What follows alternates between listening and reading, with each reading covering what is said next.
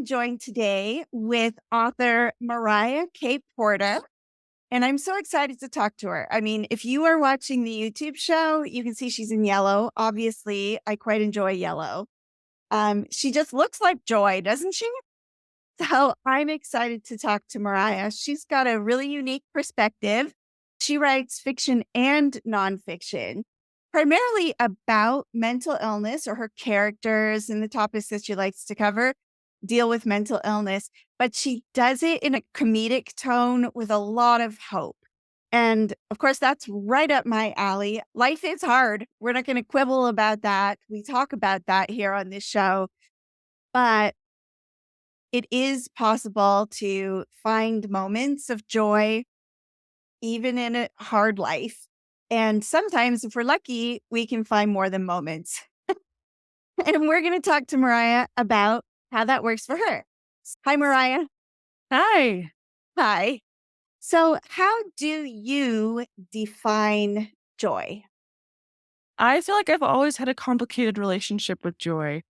For Oh, a long time, I've been dealing with very severe depression and some anxiety as well. And up until the last few months, like it had been years since I had felt joy in my life.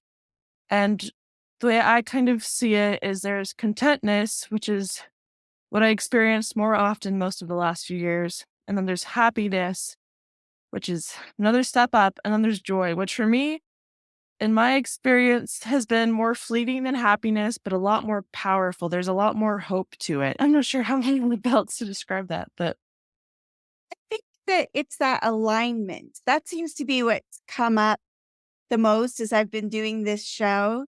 That happiness is like a fleeting thing. It's something you do, it's an activity or it's an event or an emotion that is fleeting. Whereas joy, I think, is something we can strive for and we achieve it when what we're doing and how we're living our life is kind of in alignment with our hopes and plans and dreams for our life.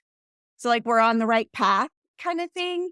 I feel like that, even though there can be ups and downs along that joy road, you can have joy. Does that seem to ring true to you? yeah, actually, like I've been making a lot of changes in my life, trying to figure this out, trying to align my life so that it feels right to me. And I'm in a place where in the next few weeks I'm going to start moving forwards with some much bigger changes. And Oh, like looking forward, I can definitely see that. Yeah. I love that you have such hope and enthusiasm for what's to come. I don't want to belittle ever trials and tribulations because when we're in them, we're just in them. And no amount of looking forward, I think, sometimes is going to get you out. But I just really admire when people who have been through the mire can see that there is still hope and reasons to work forward and to keep trying. Like, that is really inspiring and exciting to me. It makes me, and I think it will make other listeners as well, feel like there is still reason to keep going. There's still good things ahead. So I love that. Thank you for sharing that.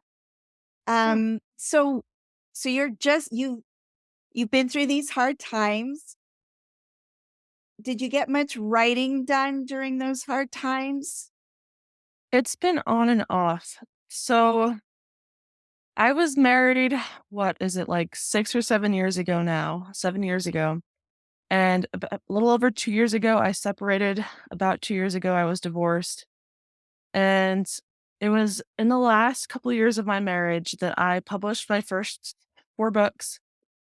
And I had a daughter 3 years ago, and I published my last book around the time that she was born. And after that, writing just got a lot harder. I Yeah. thought it was going to be Children does easier. complicate things and being a single mom and uh Yeah. I thought it would be easier the way custody worked for me to be able to write more once I had time, but I found a lot of the last 2 years that I just emotionally I couldn't. And so there have been points in the last couple of years where I just, I'd have a burst of writing and I'd be done. And I just couldn't write. Like either there wasn't time or just emotionally, I Yeah. couldn't handle it because writing does spark a lot of joy for me. It is very important to me. And I write for myself and other people and usually at the same time. And I either couldn't write for other people or I couldn't write for myself. I wasn't in tune with myself to be able to do both at the same time, and that made it harder.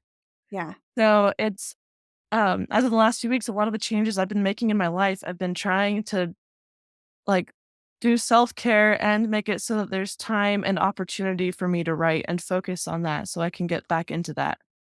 Yeah. So when you do write, when you've got the time, I mean, you touched on it a little bit because you write for yourself as well as others. Where do you find joy? While I'm in the process of writing, it was different for fiction and nonfiction because I do love writing both. My nonfiction, a lot of it has been diving into myself and my own thought processes and working through what I'm going through, have gone through, and learning to see myself and appreciate myself in a new light. And then writing Yeah. fiction, it's just fun to that was a crazy idea or that worked out really well. I can't believe I came up with that. This is going to make people cry. I love it. That's So awesome. I do love it when we can just sort of let loose and write. But I wanted to talk for a moment about the I feel sometimes in our industry, we are made to feel like we need to write every day or or write through the pain and the troubles and the whatever. But I'm like you, if there is too much going on in my life or inside myself, I can't. I could show up. I could have my hands on the keyboard, but nothing is going to happen there. And I feel like it's important for people to know because there's a lot more people like us than not, even though it feels like we're not normal or whatever. We're more normal than we think we are, I think. But I feel like it's really important for people to know to feel okay, like you were just describing, and the way you spoke of it, like there were times when you just couldn't, whether it was because of stuff that was happening or because of yourself. But now you're practicing self care. But I also like that the way you said it did not sound like you were hating on yourself for not being able to write. And maybe you did because this has been a learning journey and everything. But I want the audience, like the listeners, to know that it's totally okay. The stories will still be there. Your writing career isn't over if you take a long break or whatever. You've got to take care of yourself first. And also, a lot of us don't work like that workhorse kind of way. And it's totally okay. Don't you agree? Like, it's so important for people to know that your own way is the right way. I've been working on an article, kind of on the subject for LDSPMA. I'm on their social Oh, media team, and they asked me to write like a how to I don't even remember what exactly the topic is, but I kind of took it and did my own thing, and what I ended up writing about a lot of it is that being a writer doesn't mean that you follow any rules. Being a writer doesn't mean that it doesn't even have to mean that you write. Being a writer is something inside of you. It's a way that you observe the world. And you can't stop being a writer even if you stop writing. It's not what you do, it's what you are. that's fascinating. I will definitely link that article because I think it's going to be a really good read. I have heard a concept like that before, but I haven't really thought about it for myself. Um, but I definitely know that I agree with there being no rules. The whole shoulds, like I love writing conferences, don't get me wrong, and I love to teach them, and I love to teach other people the way I think things should be done. But that word should has caused so many problems for people in general, but for writers, because we are a sensitive lot and we want we want to do what's right. We want to be successful. And whether that means money or whatever, but usually if you're writing and publishing, it's because you want people to read what you write. So the basics of success has got to be people are reading what you're writing, right? Like, and I think that we get it in our heads a lot that that isn't enough, that there has to be all of these other shoulds. And it really just comes down to you and the way you express, kind of like you were saying about you don't necessarily even have to be a writer, but you have that like poet, that way of seeing the world inside yourself. But certainly when you write, it should be on your own terms and not on anybody else's. And I feel like that's going to be in our little community because Mariah does live in Utah. Like 99% of the other people I have so far had on the show. Um, there is in our area, there are so many writers, and you can't like go left or right without running into someone who's going to tell you how to do, like how to write or publish or be an author. And that's awesome and cool, but it's going to be your own first, you know, Yeah. let that other stuff enhance what we're doing. So I am just so inspired and amazed. I love your face. I love your smile. I love your beautiful attitude about going forward. And that just, it makes me want to win, like it makes me want to do that too. Cause I have not been either. Well, So thank you. it's really easy to get to let life get in the way, which, like I just said, sometimes life has to be in the way. But it's also good to come back. Just because you haven't been writing for a while doesn't mean it's not there. So I'm excited to see what you're going to do with that. And I'm excited to see how the changes and everything lead to a better place for you because you deserve it. It's been a long, hard haul. Well, So thank you.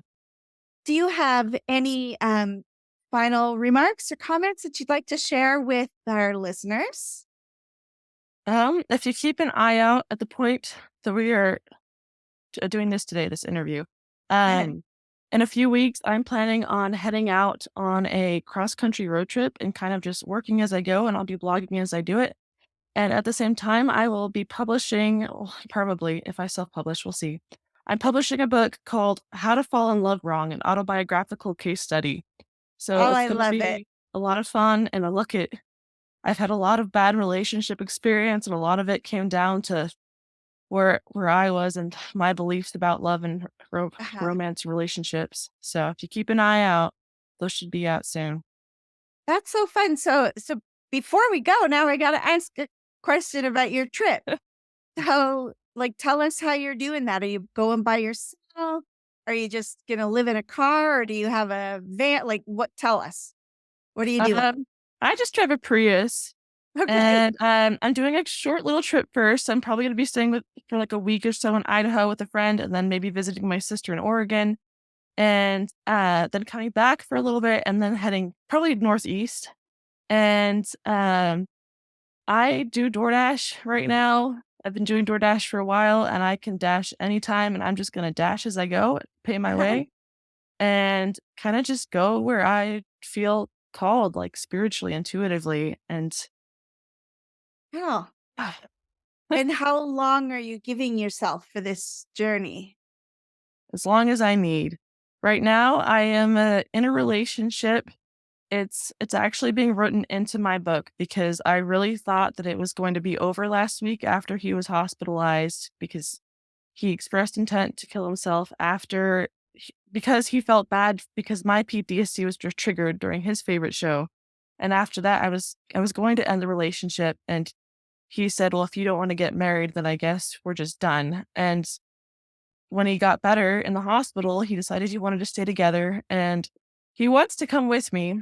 I don't know yet if he is. Um, but that'll be part of the journey too, figuring that all that out, and you know, that'll also have to do with when I come back, I guess. A part of me is hoping that I find a place that I love and can settle down somewhere out there because I'm not a huge fan of Utah, but we'll see. Well, I mean, I hope you come back, but I also have been enjoying being your friend, and we've only been on Facebook, so it doesn't matter to me where you are. I will still be interested in watching your journey and supporting you along the way.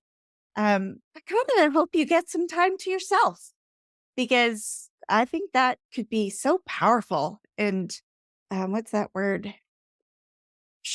The word that means uplifting. That's not quite where I'm going, but like strengthening, that's not it either. But this is why I'm a writer and not a talker generally, because I words feel are that. better when you can take your time with them.